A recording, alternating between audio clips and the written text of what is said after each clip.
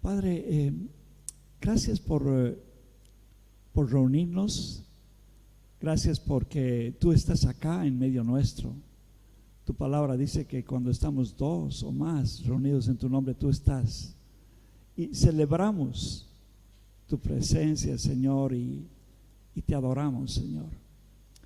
Y Padre, juntos como iglesia queremos orar por nuestra nación, Señor.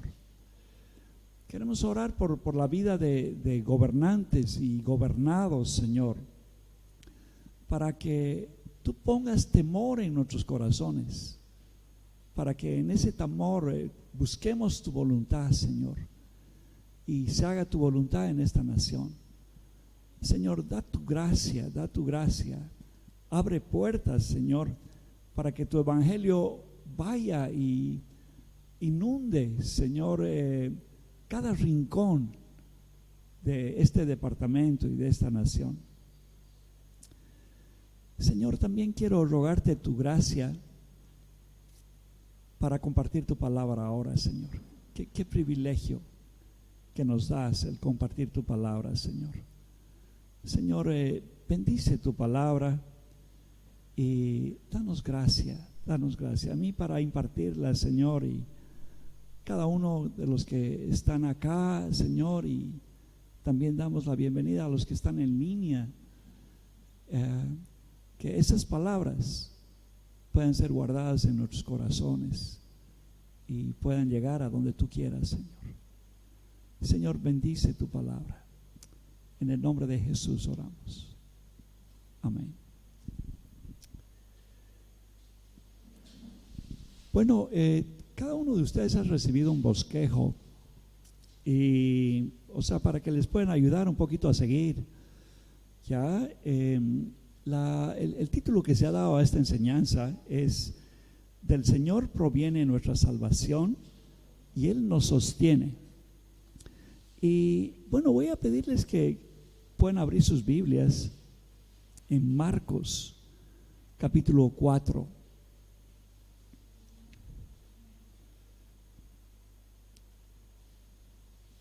Junto con David hemos venido compartiendo capítulo a capítulo todo este libro de Marcos, y los que no han escuchado las prédicas anteriores pueden seguir en línea, pueden entrar al internet y pueden bajar esas prédicas y para ver aquella continuidad. Pero hoy día vamos a entrar desde el capítulo 4 del verso 1 al 32. Bueno, un poquito a manera de ilustración, yo quiero dar un testimonio de la misericordia y la fidelidad de Dios. O sea, para conmigo y para con mi esposa. ¿Ya? Si yo estoy parado acá frente a ustedes, simplemente es porque Dios es fiel. O sea, no hay otra razón. No ha sido en mi fuerza, no ha sido en mi capacidad, ha sido en su fidelidad y por su Espíritu Santo que estoy parado en este lugar. En 1972 realmente hubo un avivamiento que tocó casi toda nuestra nación. Dios utilizó a Julio César Rival y yo fui parte de ese avivamiento. ¿Ya?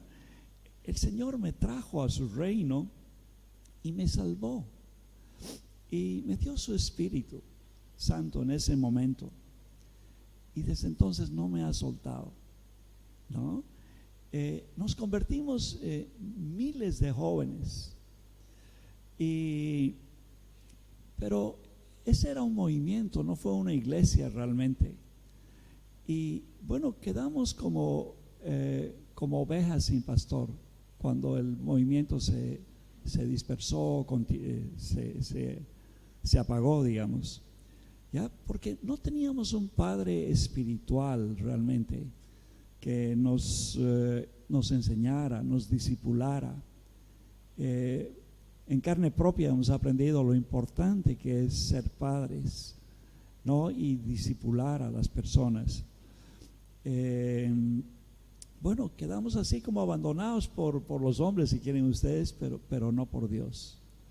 El Señor nos sostuvo. ¿ya?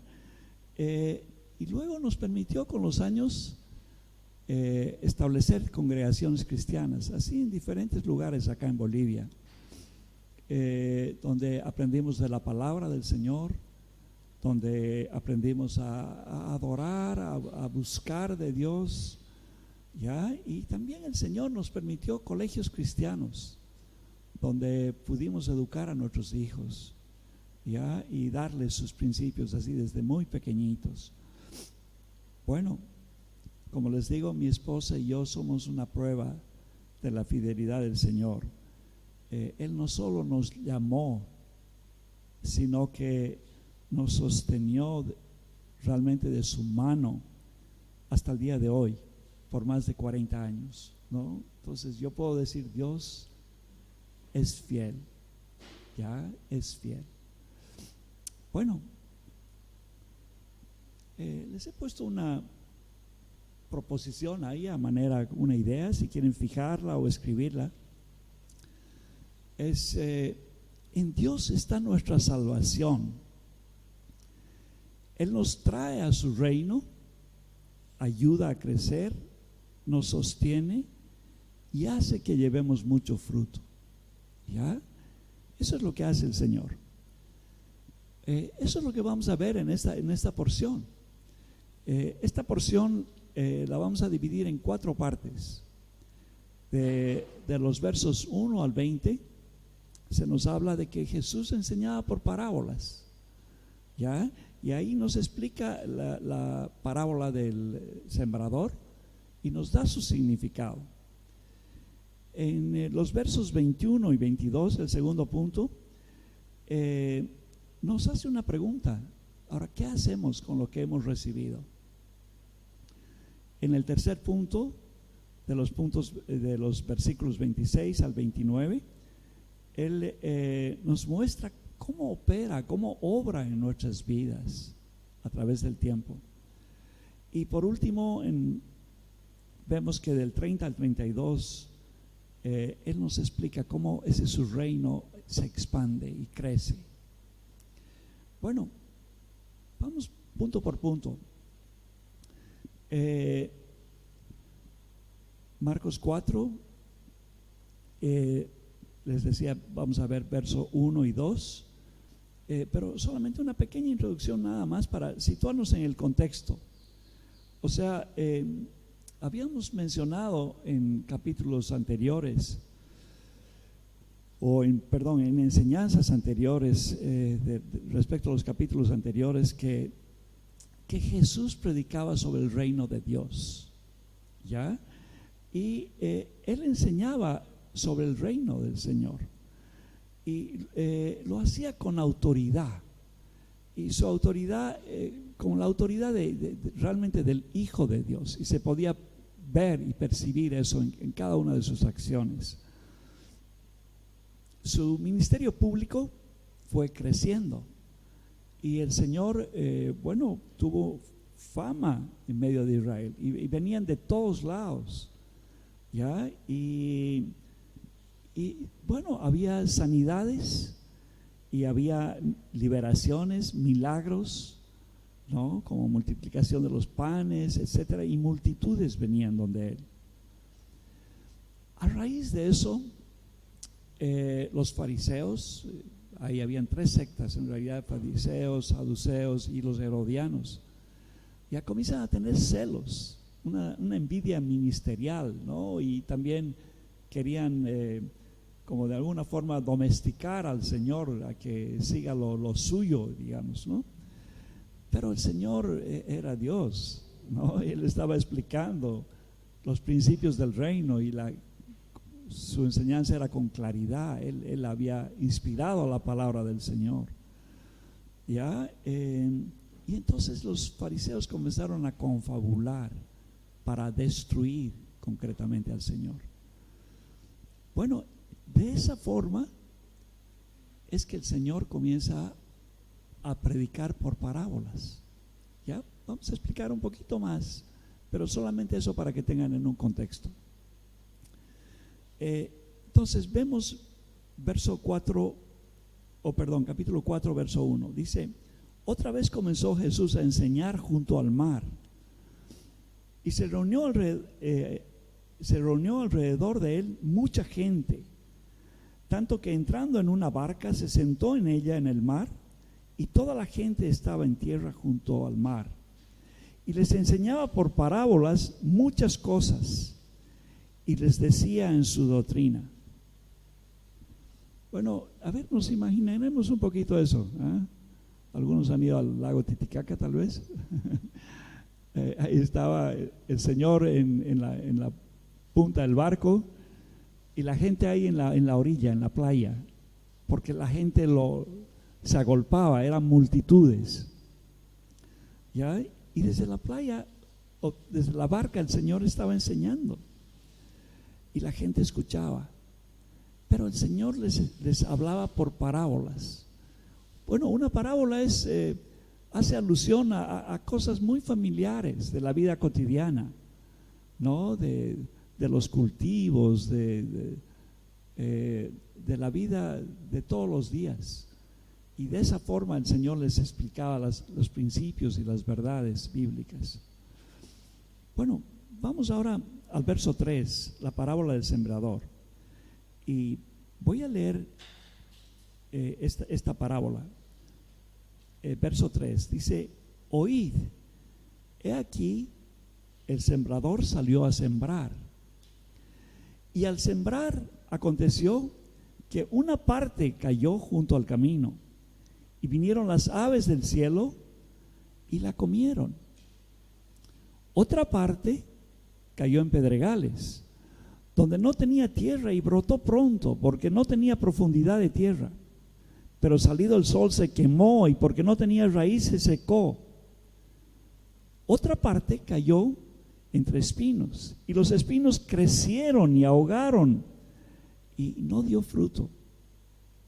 Pero otra parte cayó en buena tierra, y dio fruto, pues brotó y creció, y produjo a 30, a 60 y a 100 por uno. Entonces les dijo: el que tiene oídos para oír, oiga. Ok, yo voy a remarcar este verso 9 ahorita, porque después el Señor va a explicar todos los otros versos así de la parábola un poquito más adelante, después de hacer una pausa, Marcos.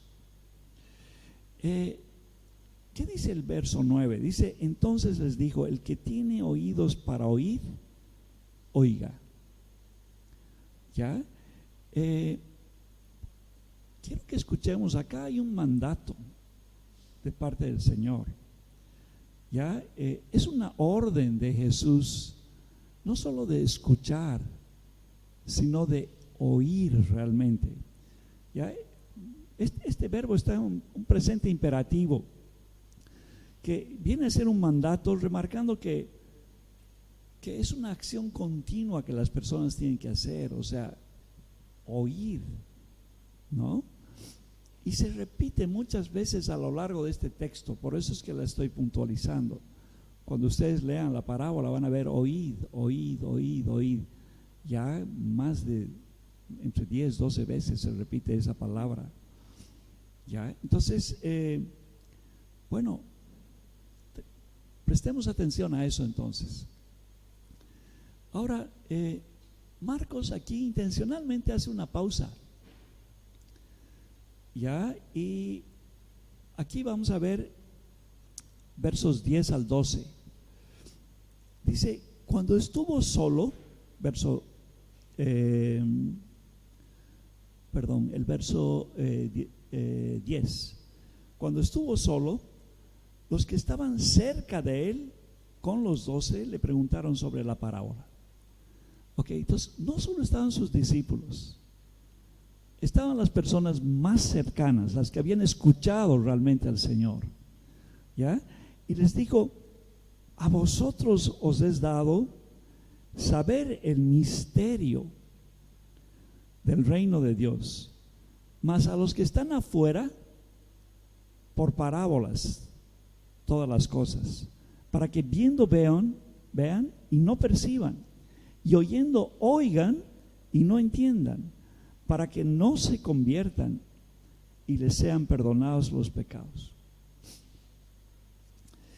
Bueno, es importante que entendamos esto, y la verdad es que el Señor acá nos está dando una ayudita, ¿ya?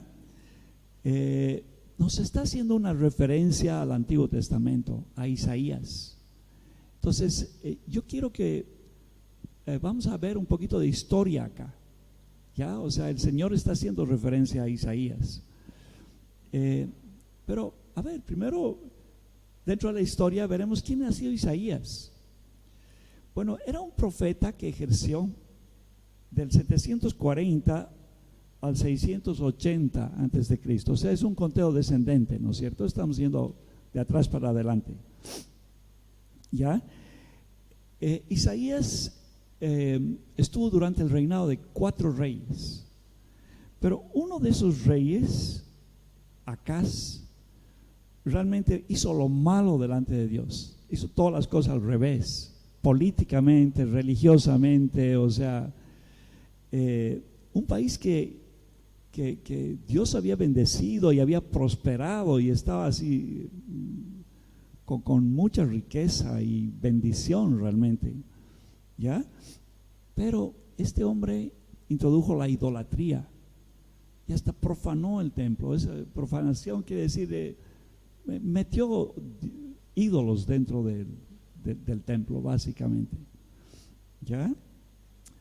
Y ahí el Señor juzgó a Israel, en realidad a Judá. Israel ya había desaparecido en manos de los asirios, en realidad, ¿ya? Juzgó a Judá y decidió destruirla, ¿ya? Estos hombres no escucharon a Dios. O sea, imagínense tener un profeta del calibre de Isaías y no oían a ese varón, ¿ya? No escuchaban. Como estaban prósperos económicamente, estaban orgullosos, ya eran gente soberbia, no oían la palabra de Dios. Y por eso es que Isaías a ese pueblo les dice estas palabras que ustedes han escuchado de parte del Señor. O sea, el Señor ya estaba estableciendo un juicio. Dile a esta gente esto. Les leo de origen Isaías 6 del 9 al 11. Y dijo: anda y di a este pueblo, oíd bien. Fíjense esas palabras otra vez: oíd bien y no entendáis.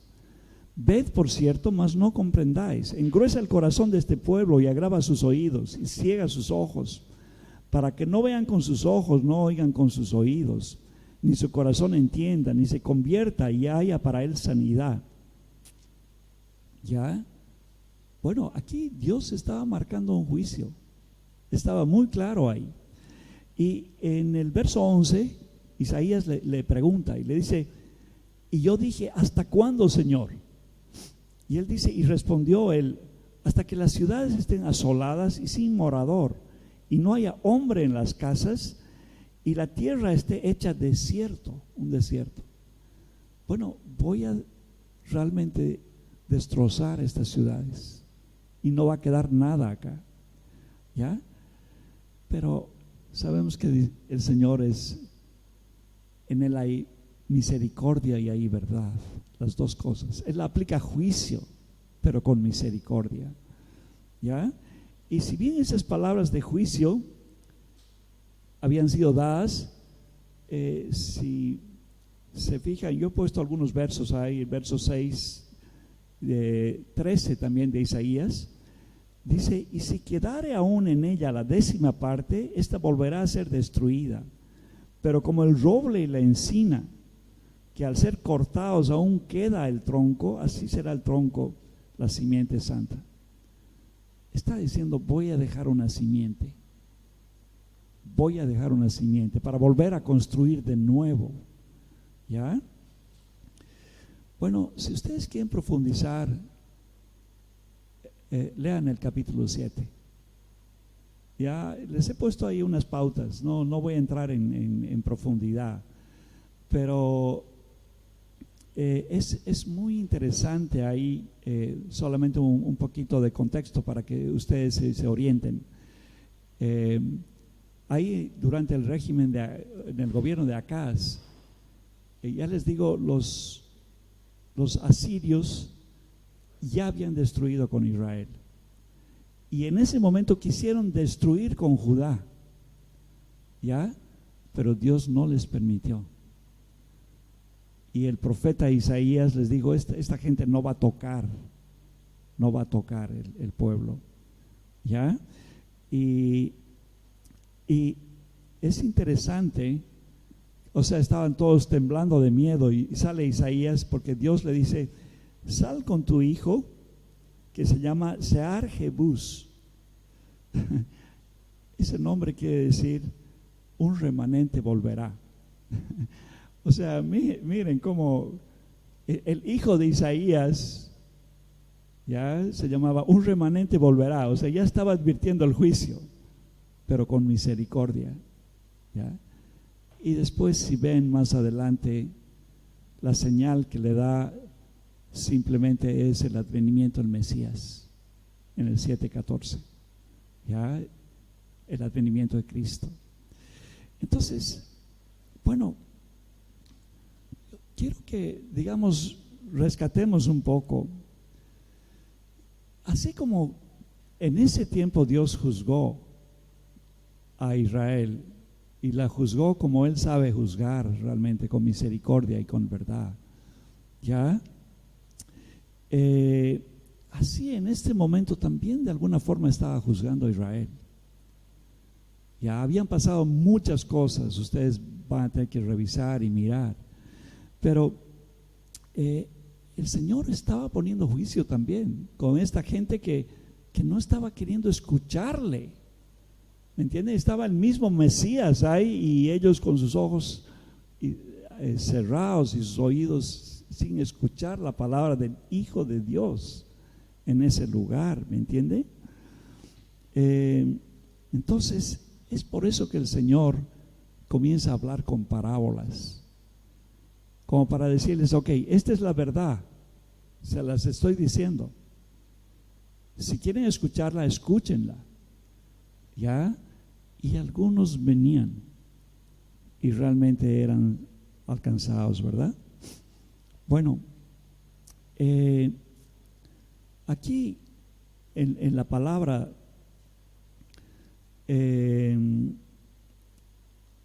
quisiera que un poquito volvamos al verso 12 de Marcos, así para no perdernos un poquito. Dice el verso 11 dice, a vosotros es dado saber el misterio del reino de Dios. Eso le está diciendo a sus discípulos y a las personas que se acercaron. Cuando habla de misterio, no está hablando de una cosa oscura, oculta, no, sino de una verdad que había sido mantenida oculta, pero que ahora estaba siendo revelada por parte del Señor. Pero no es algo místico, oscuro, inalcanzable, sino algo que Dios lo abre y lo muestra realmente, ¿ya?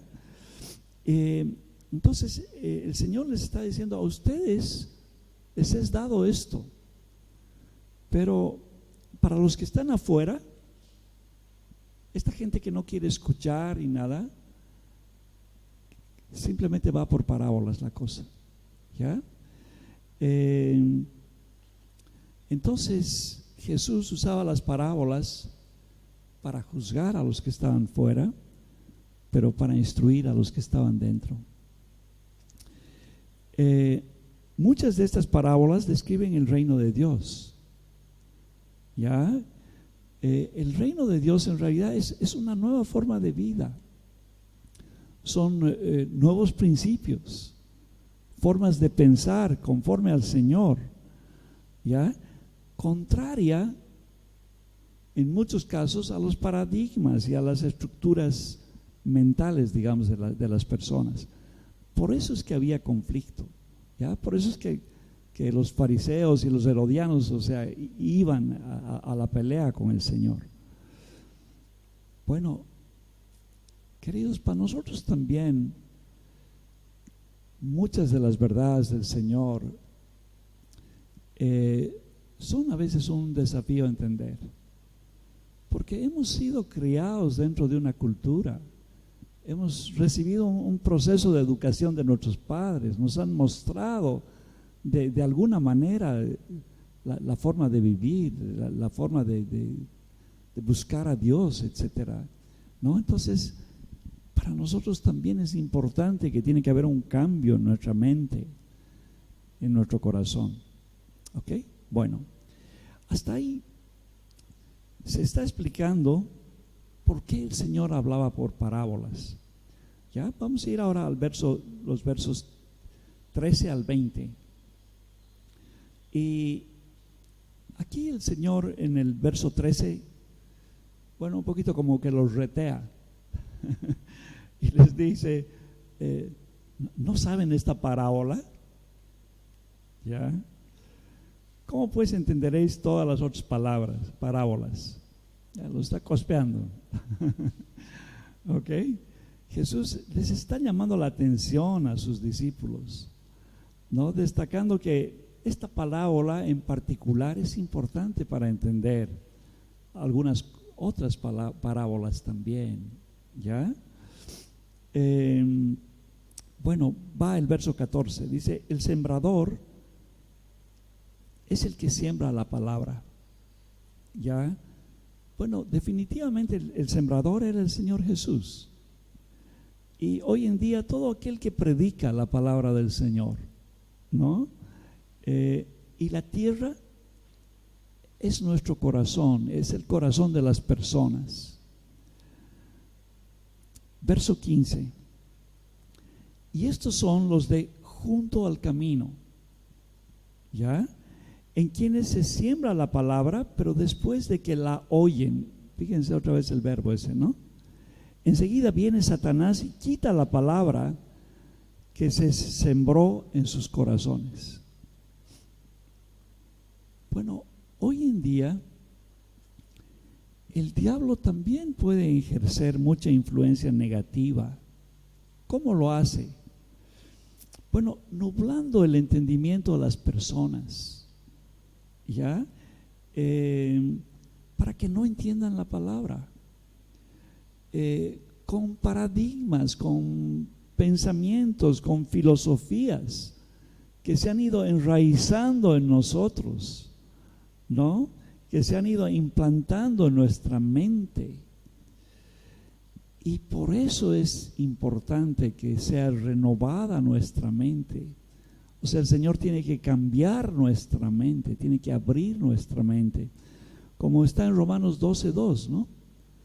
O sea, esta es la forma en que opera el diablo y esta es la forma en que podemos combatirlo a él. Dice Romanos 12:2, yo se los leo. No os conforméis a este siglo, a este mundo, a esta manera de vivir, ya a esta cultura, sino transfórmense por medio de la renovación de vuestro entendimiento, para que comprobéis cuál sea la buena voluntad de Dios agradable y perfecta. Entonces el Señor nos está diciendo que cambiemos nuestra mente, nuestra cabeza, ¿ya? Necesitamos renovar nuestras mentes. Bueno, yo me recuerdo que el día que el Señor me llamó y realmente, o sea, tuve un deseo ferviente de comenzar a leer la palabra, o sea, que antes no lo había tenido. O sea, de repente se abrieron mis ojos, ya, fue una noche y yo miré el cielo y decía, wow, o sea, ese día creo que he comprendido lo que era el cosmos, ¿no? O sea, esa realidad. Pero luego era su palabra. Yo tenía un Nuevo Testamento ahí en mi bolsillo que no me separaba de él, ¿ya? Y lo leía cada rato y de momento a momento tenía un hambre realmente por leer la Escritura. ¿Ya? Y de esa forma el Señor estaba abriendo mi entendimiento, estaba transformando mi mente. ¿Ya? Bueno, verso 16. Dice, estos son asimismo los que fueron sembrados en pedregales, los que cuando han oído la palabra, fíjense, al momento la reciben con gozo, pero no tienen raíz en sí, sino que son de corta duración, porque cuando viene la tribulación o la persecución por causa de la palabra, luego tropiezan. Estas personas, dice la palabra, que ante la tribulación o la persecución tropiezan y se alejan, ya debido a que no ha habido realmente una conversión genuina en estas vidas, ya, o sea, no se han aferrado realmente del Señor, siguen en su propia fuerza, no ha habido un cambio realmente en sus corazones. Ya, como el que les he puesto ahí Ezequiel 36, 26, que es un verso que nos describe muy lindo. Dice que Él va a cambiar nuestro corazón. Él nos va a poner su espíritu para que podamos entender su palabra. O sea, esto realmente tiene que ocurrir en nuestras vidas. Si no ocurre esta transformación profunda, ahí quedamos como está mencionando esta parábola. Ok. Verso 18. Estos son los que fueron sembrados entre espinos, los que oyen la palabra, pero los afanes de este siglo y el engaño de las riquezas y las codicias de otras cosas entran y ahogan la palabra y se hace infructuosa. Bueno, los afanes de este siglo, ya, preocupaciones por las cosas terrenales, ¿verdad? Es cierto, tenemos muchas necesidades, ¿ya? Pero a veces somos engañados, como dice acá, el engaño de las riquezas, un desmedido engaño de cosas materiales, de tener cosas. Y hay el bombardeo allá afuera, ¿no? Las propagandas, las gangas, bueno, se viene uno tras otro, ¿verdad? Bueno, también dice la codicia, como un deseo insaciable de muchas cosas. Es algo que queremos más que Dios, ya que lo queremos más que el Señor. Entonces, ya sea por temor al mundo o por amor al mundo, son engañados nuestros sentidos y nuestros corazones no responden al Evangelio. Ya, con fe y con arrepentimiento. Y interesa más las cosas de este mundo que las cosas de Dios. Y no optamos por Él. Bueno, verso 20. Tal vez solamente les he dejado un verso ahí que a mí me gusta mucho, que hace referencia a este punto, que está en 1 de Juan 2:15. Dice, no améis al mundo, ni las cosas que están en el mundo. Si alguno ama al mundo, ya cuando habla de mundo, es el sistema, no es el planeta, ya, es la forma de vivir. Y dice, el amor del Padre no está en él, porque todo lo que hay en el mundo, los deseos de la carne, los deseos de los ojos y la vanagloria de la vida, no proviene del Padre, sino del mundo. Y el mundo pasa y sus deseos, pero el que hace la voluntad de Dios permanece para siempre. ¿Ya? Estos versos son muy lindos también para que los mediten y los revisen. Bueno, vamos ahora al verso 20, donde todos quisiéramos estar, ¿verdad? Y yo pienso que estamos. Dice, y estos son los que fueron sembrados en buena tierra, los que oyen la palabra Y la palabra que hace énfasis ahí es y la reciben. Y dan fruto a 30, a 60 y a 100 por uno. O sea, estas personas no solo han oído, sino que han recibido esta palabra en sus corazones y como resultado de esto llevan fruto. ¿Ya? Es muy lindo Colosenses 1, del 5 al 6, si quieren ir un minutito para ese lugar.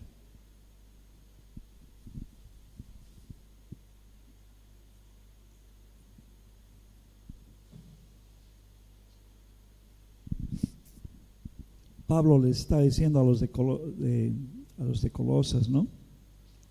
Les está diciendo: a causa de la esperanza que os está guardada en los cielos, de la cual ya habéis oído por la palabra verdadera del Evangelio, que ha llegado hasta vosotros, así como a todo el mundo, y lleva fruto, y crece también en vosotros desde el día en que oísteis y conocisteis la gracia de Dios en verdad.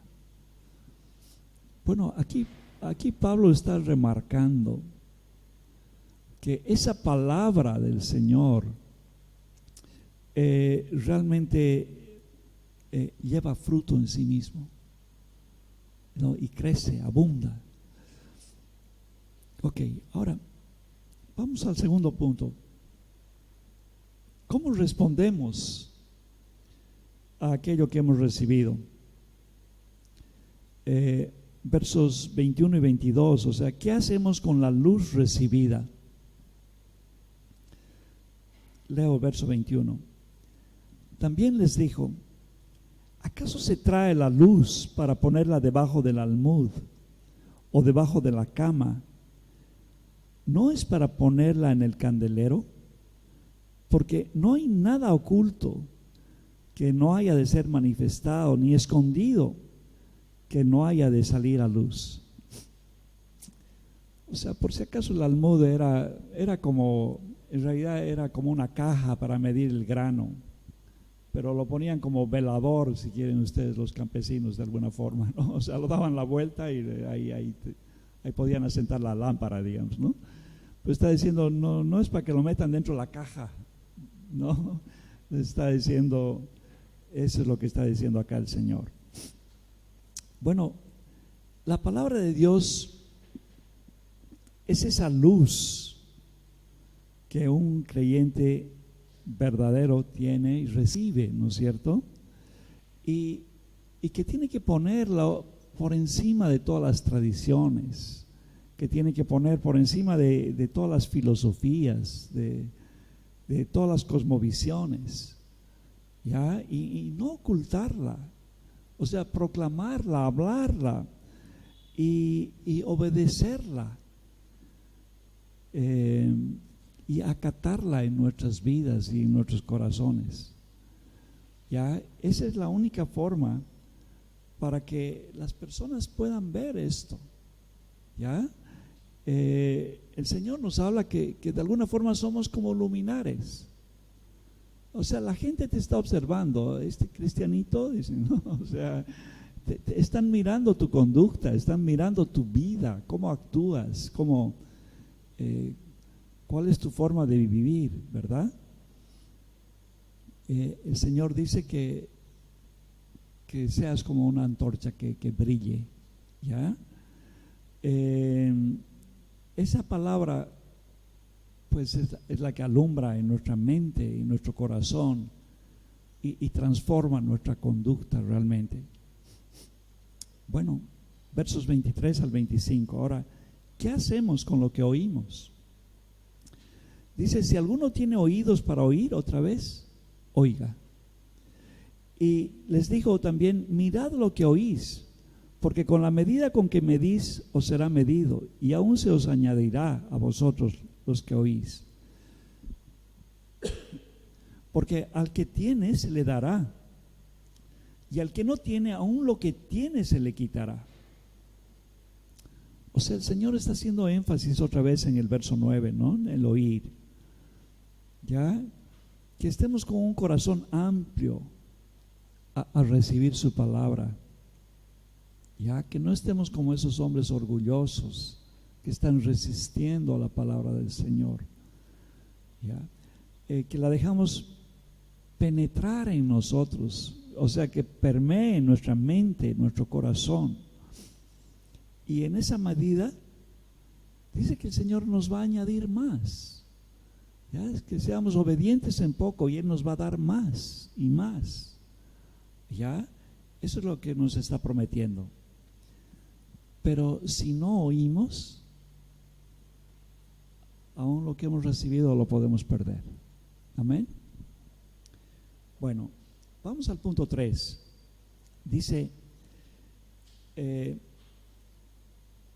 es quien nos hace crecer y sustenta y que demos fruto. Y acá hay una parábola muy bonita que se llama la parábola del crecimiento de la semilla, que está en los versos 26 al 29, que se las leo. Dice, decía además, y otra vez, es una parábola del reino, ¿no es cierto? Dice, así es el reino de Dios, como cuando un hombre echa semilla en la tierra y duerme y se levanta de noche y de día. Ya está describiendo una acción continua, están pasando los días ahí, ¿no? Y la semilla brota y crece sin que él sepa cómo, porque de suyo lleva fruto la tierra, primero hierba, luego espiga, luego grano, después grano lleno en la espiga. Y cuando el fruto está maduro, enseguida se mete la hoz, porque la siega ha llegado. Bueno, esta parábola, así muy hermosa, ¿verdad? Solo se encuentra en el Evangelio de Marcos. O sea, las otras parábolas están en Lucas o están en Mateo o en algunas en Juan, pero este en particular solo está en Marcos.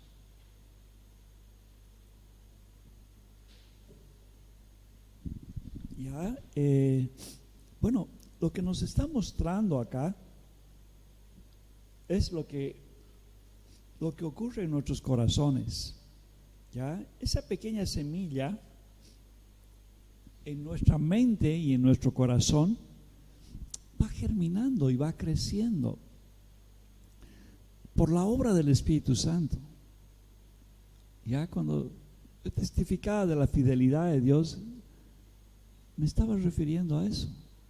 Si estamos acá es porque Dios es fiel, ¿no? Y Él hace que demos fruto en nuestras vidas. A veces no comprendemos cómo obra el Señor. Circunstancias difíciles, enfermedades, pandemia, todo lo que estamos viendo alrededor, ¿verdad? Pero no comprendemos la obra del Señor, pero el Señor está obrando, ¿ya? Y el Señor no solamente es un sembrador, sino es un labrador, y va haciendo que eso crezca, ¿ya? Y ahí está muy bonito también, si algún rato quieren ver Filipenses 1:6, tal vez lo saben de memoria, ¿ah? El que comenzó la buena obra, ya, en vosotros, la perfeccionará hasta, dice, hasta el día de Jesucristo. O sea, eso tenemos que estar claros. El que ha comenzado la buena obra va a seguir hasta el final, ¿no? ¿Se acuerdan Mateo 28? He aquí yo voy a estar todos los días hasta el fin con usted. Eso nos promete el Señor. No nos promete que no vamos a tener problemas, ni enfermedades, ni dificultades, pero nos promete que va a estar con nosotros todos los días. Eso nos está prometiendo, ¿ya? Bueno, otra vez viendo el verso 29, o sea, ese verso 29 lo que estaba diciendo era, y cuando el fruto está maduro, enseguida se mete la hoz, porque la siega ha llegado. Bueno, aquí está anticipando otra vez el juicio final. El Señor va a venir por segunda vez. Ya, bueno, Él va a venir por segunda vez, y esta vez para juicio de las naciones. La consumación de su reino está por venir, y nada va a detener eso. Ya, que el Señor nos haya trabajando en su reino, nos haya laburando juntos, ya, mientras cuando Él venga, ya sea que Él venga o nos lleve, pero que el Señor nos encuentre trabajando en su reino. Bueno, vamos a la punto 4, a ese último punto. Dice, su reino va aumentando cada día. Y aquí nos pone la parábola de la semilla de mostaza. Dice también, ¿a qué haremos semejante el reino de Dios? ¿O con qué parábola lo compararemos? Es como el grano de mostaza, que cuando se siembra en tierra es la más pequeña de todas las semillas que hay en la tierra. Pero después de sembrado crece y se hace la mayor de todas las hortalizas y echa grandes ramas, de tal manera que las aves del cielo pueden morar bajo su sombra. Bueno, yo quiero mencionarles algo. O sea, los israelitas no estaban esperando un reino pequeñito. ¿Ya? Ellos tenían el zapato de los romanos encima de ellos. Ellos querían un rey que los saque de esa tortura feroz que estaban teniendo. Y aquí el Señor les comienza a prometer de un reino pequeñito que iba a ir en aumento. ¿Ya? Y bueno, pues eso iba en contra de toda su forma de pensar. Incluso si ustedes leen, y creo que les he puesto Juan 6:15, en un determinado momento cuando el Señor hacía milagros como multiplicación de panes y demás, o sea, lo querían hacer rey al Señor, a Jesús. Le querían hacer rey y él se escapaba y se iba, dice, al monte a orar. También en un diálogo con Pilato al final, o sea, Pilato le dice, ¿eres tu rey? Ya, y lean ese diálogo, es muy interesante, está en Juan 18 del 33 al 37. Juan 18 del 33 al 37. ¿Ya? Y donde realmente Jesús le dice a Pilato, mi reino no es de este mundo. Pero también cuando él le pregunta, ¿eres tu rey? Le dice, para eso he venido. ¿No? Entonces, bueno, estemos claros, ya que realmente cuando el Señor vino, se inauguró su reino. Y ese reino va en aumento hasta el final. Va hasta el final. ¿Sí?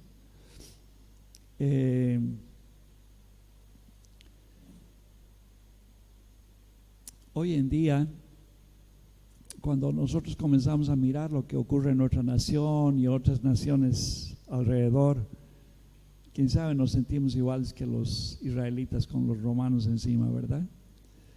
Donde se ve que la injusticia, que la justicia no prevalece, ya, que la mentira prospera, la maldad prospera, y así un poquito como Habacuc queremos decirles, ¿hasta cuándo, Jehová?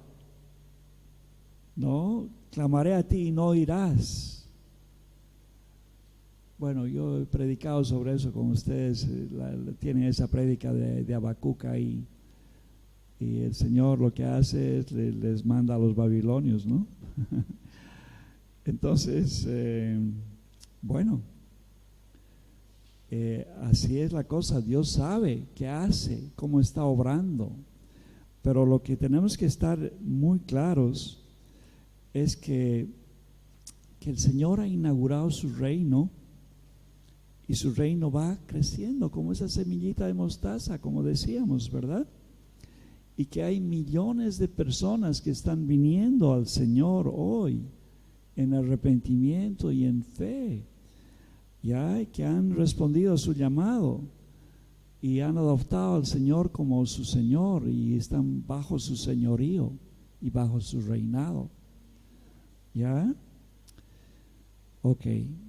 Bueno, en los siguientes versos, en realidad, el Señor hace, simplemente Marcos va a hacer un resumen de la enseñanza de Jesús en esta etapa de su ministerio y de la forma en que entrenaba a sus discípulos, ¿no? Eso, así concluye ese capítulo. Dice,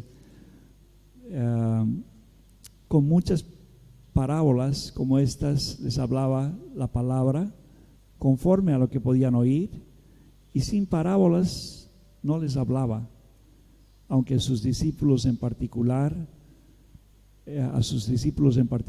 les declaraba todo. Amén. Bueno, que el Señor nos continúe revelando su palabra para que podamos ponerlas en práctica en nuestras vidas, y que Él haga que nuestros corazones sean realmente esos corazones fértiles, ya, que produzcan a 30, a 60, a 100 por uno, y que llevemos mucho fruto realmente para gloria del Señor. Amén. Vamos a cerrar orando simplemente un momentito. Padre, gracias por tu palabra. Concédenos eso en tu gracia. Y bendice cada persona que ha escuchado esta palabra, Señor. Y por favor, Señor, trae tus hijos y envíanos también. Señor, tú dices que la mies es mucha y los obreros son pocos. Señor, envíanos obreros, haznos obreros, y que vayamos, Señor, porque tu mies, Señor, está madura. Gracias, Padre. Gracias, Señor. En el nombre de Jesús oramos. Amén.